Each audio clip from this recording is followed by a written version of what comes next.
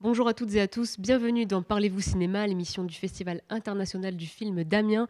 Aujourd'hui, on reçoit Victor Rodenbach, le réalisateur du film Le Beau Rôle, qui figure dans les coups de cœur du festival cette année. Victor, bonjour.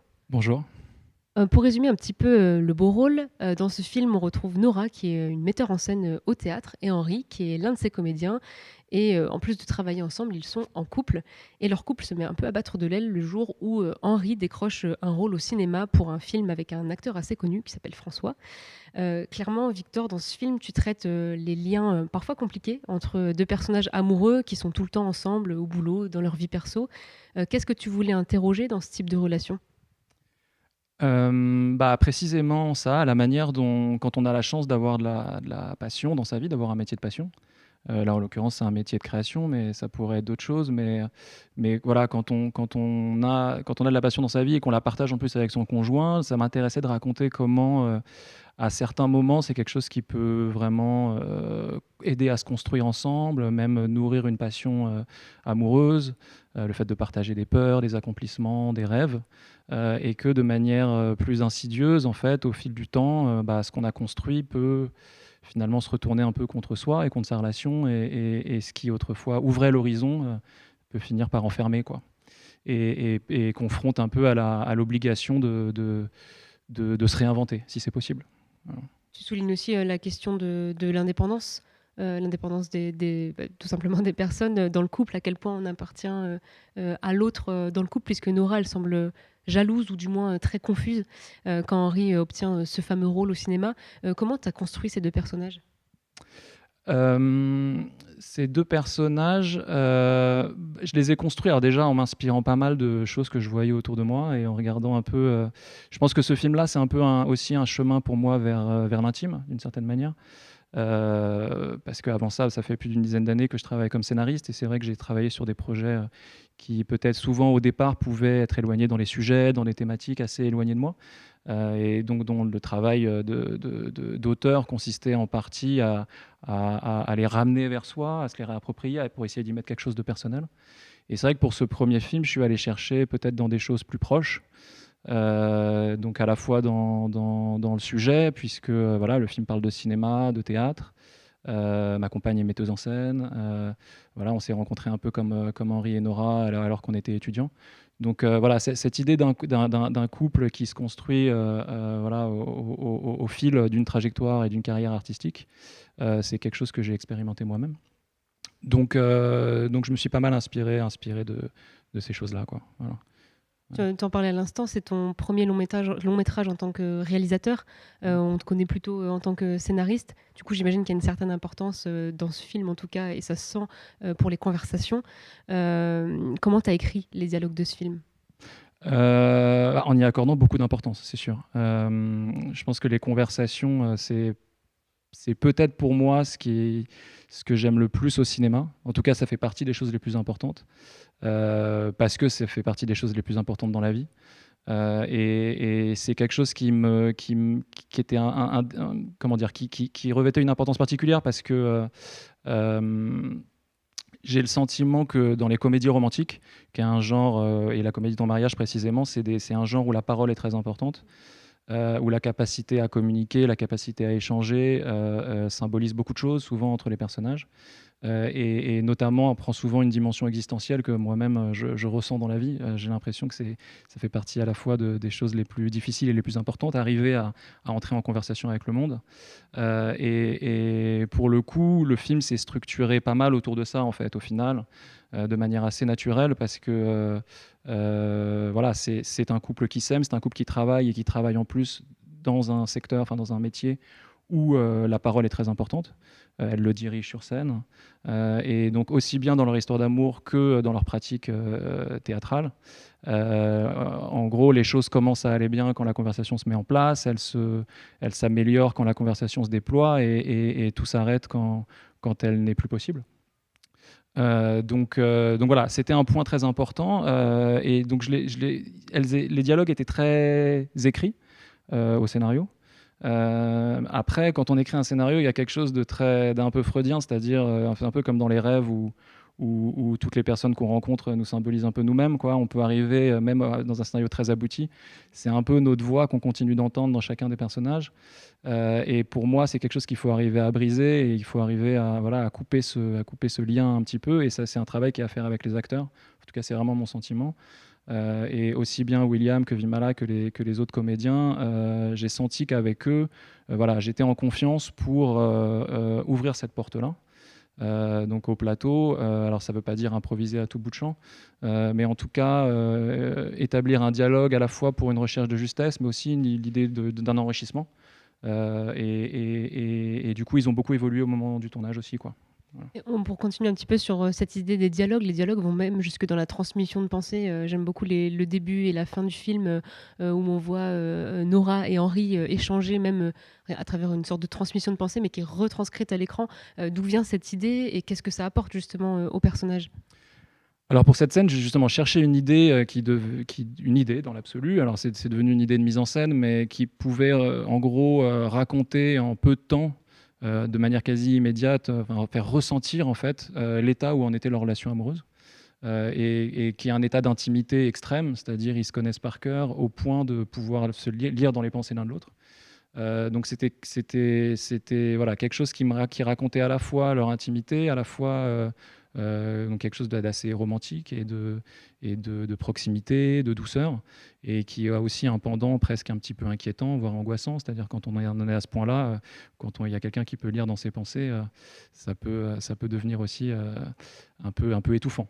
Donc voilà. Et donc il me fallait une idée qui pouvait raconter ça. Et j'ai eu cette idée-là à la fois du regard et du sous-titre, qui est à la croisée du regard et de la parole, qui sont un peu les deux axes du film pour structurer les histoires, puisque voilà, on a parlé de la parole, comment elle pouvait structurer leur histoire, et le regard le fait aussi, puisque il y a eu vraiment une évolution du regard qui pose l'un sur l'autre au fil du film. Qui est un regard amoureux, qui est aussi un regard professionnel, qui cesse d'être professionnel, le regard amoureux disparaît, et du coup ça devient un peu la question finale, est-ce qu'ils pourront se regarder à nouveau de manière amoureuse sans travailler ensemble, quoi. Et justement, tu parlais du jeu des comédiens, mais par exemple, le personnage de Nora, je le trouve assez tendu dès le début du film. C'est elle qui dirige, c'est un peu elle qui dirige dans le couple, jusque dans leur relation sexuelle, où elle est encore la tête au travail, elle est tout le temps très prise. Et le personnage d'Henri, je le trouve un peu plus calme, mais je trouve qu'il conserve plus ses sentiments. Comment ça s'est passé, ça, dans le jeu? Dans la direction d'acteur, bah, c'était quelque chose qui était très écrit quand même, qui habitait les personnages. Donc pour le coup, William et Vimala ont suivi ça et s'en sont emparés et l'ont incarné. Après, elle dirige, c'est vrai, mais pas que. Je pense que c'est aussi quelqu'un ou alors qui est obligé de diriger. C'est-à-dire, elle a une charge très grande. Et moi, c'est quelque chose qui me touche beaucoup, que je trouve très très émouvant dans le personnage. Et il y avait un peu cette peur-là, il fallait pas qu'il y ait une incompréhension à cet endroit-là, qu'on trouve le personnage trop dur. Et pour le coup, l'interprétation qu'en a proposée Vimala, pour moi, et qui vient, je pense, notamment en partie de sa connaissance de ces enjeux-là, puisque voilà, elle est aussi metteuse en scène, elle met en scène ses spectacles, elle est entrepreneuse de spectacle, comme elle peut le dire elle-même, et comme Lénora, c'est-à-dire vraiment, elle a cette responsabilité d'une équipe, d'une production, voilà, qui effectivement l'empêche en fait au bout d'un moment d'être juste une amoureuse pour William. Et où là, effectivement, il est plus doux, il est plus tranquille, mais il a aussi la part belle à ce moment-là, puisqu'il a ce loisir de rêver un peu à autre chose et de se projeter dans un autre monde. Donc voilà, mon intention était qu'on soit vraiment en empathie avec les deux, et je trouve que la manière dont ils s'en sont emparés remplit ce contrat-là. Ça fonctionne bien. Ouais. Dans le film, tu questionnes justement aussi l'acte de création, l'écriture, la mise en scène, le jeu, les décors, que ce soit au cinéma ou au théâtre. Qu'est-ce que tu voulais montrer à travers ça? Je voulais montrer que c'était quelque chose de très concret, que c'était un travail de tous les jours, que c'était aussi un artisanat, que c'était voilà, que les créateurs, que ce soit des metteurs en scène, des auteurs, des acteurs, sont des gens qui au quotidien vont fabriquer des choses en fait.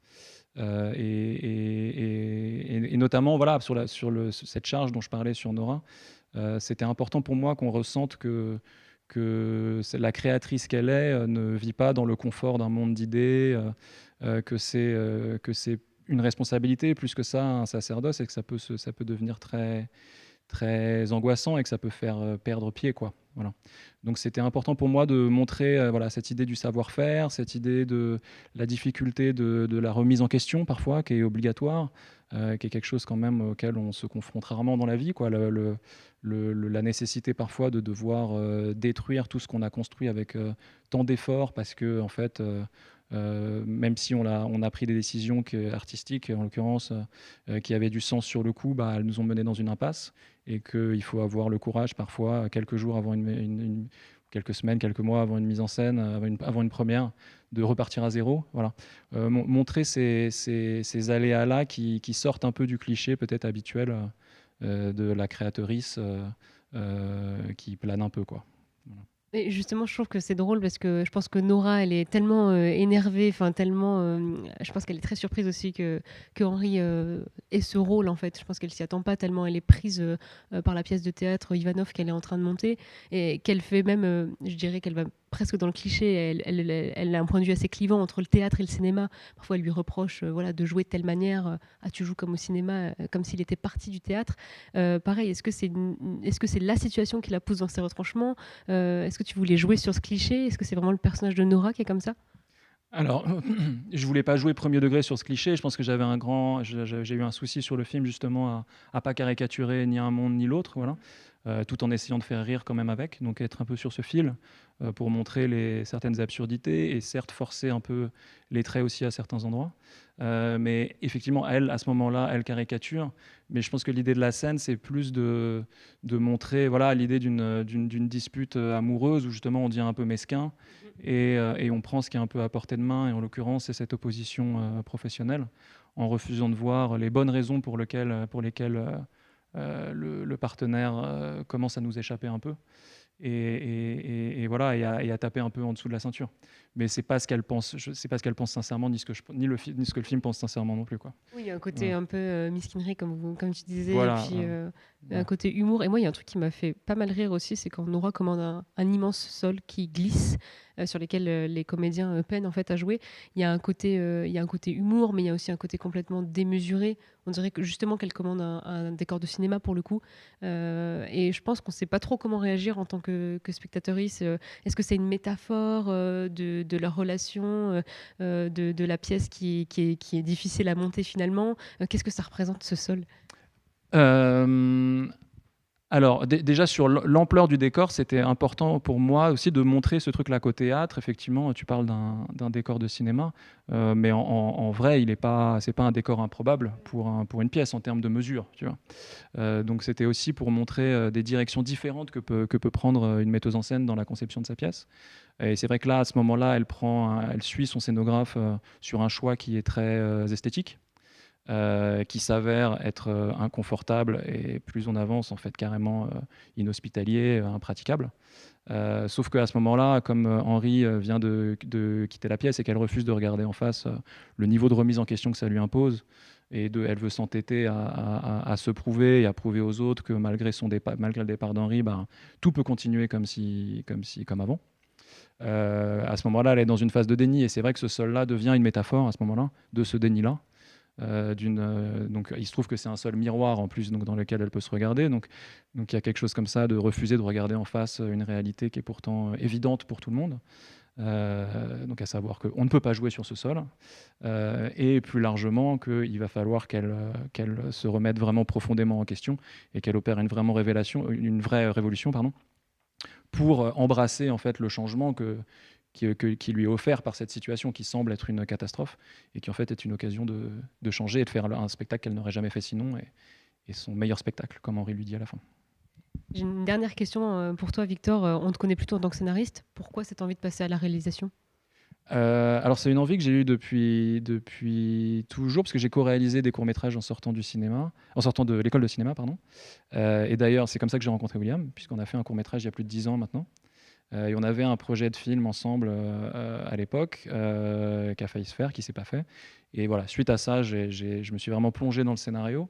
Voilà, aussi sur un mode plus artisanal, c'est-à-dire je me suis rendu compte un peu comme j'en parlais tout à l'heure que voilà, c'était aussi un savoir-faire à apprendre, à perfectionner, en travaillant avec des gens différents, et je me suis vraiment épanoui là-dedans. Et l'idée de la mise en scène, le désir de mise en scène a persisté, mais a un peu changé en fait. Voilà, je pense qu'en sortant de l'école de cinéma, je ressentais absolument le besoin de faire un film, et aujourd'hui, j'ai ressenti le besoin de faire ce film-là. Voilà. Donc voilà, je suis toujours scénariste, je suis toujours auteur, et ce film-là, cette histoire-là, j'avais besoin de la raconter en la mettant en scène.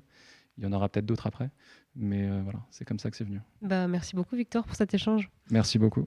C'est déjà la fin de l'émission. Vous pouvez retrouver tous les épisodes de Parlez-vous cinéma sur les réseaux sociaux du FIFAM. On se quitte sur la bande-annonce du film Le Beau Rôle. Ok, on y va? Je me présente, je m'appelle Henri. Tes parents étaient fans de Balavoine?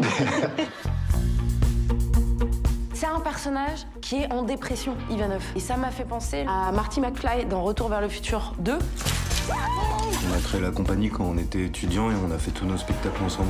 C'est un casting qui est important, tout pari est sur le coup là. Le bout du risque. Ça te parle? Bah ouais, regarde-moi. C'est l'aventure qui coule dans mes veines. C'était Noémie, ils t'ont adoré. Puis t'as le rôle. Sérieusement. Ça va rouler, fais-moi confiance. Puis je serai pas le premier à faire un film et à répéter une pièce au même moment. On fait comment sans Ivanov? On trouve un autre, un meilleur. Police, arrête-toi! Coupé! On n'y croit pas, là, hein? On essaie de pas le rattraper, mais il est trop long. Mais attends, tu te rends compte, en fait là on peut pas travailler si tu viens pas. Et quand enfin t'es là, bah y a personne. Eh ben je fais de mon mieux là. C'est pas assez en fait, on se doit plus. C'est normal d'avoir besoin de prendre du temps pour trouver tes marques. T'as compris? Ok. T'es pas sur un spectacle de ta meuf, hein? Oh, mais qu'est-ce que tu fais là? Oh là là. Patinoire en fait le truc. Il est magnifique ce sol.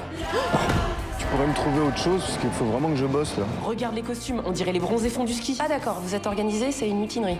Ton problème, c'est que t'arrives pas à laisser ta place à quelqu'un d'autre. Écoute, on a presque fini ce film. Je peux te le dire maintenant. Je n'ai aucune idée d'où je vais.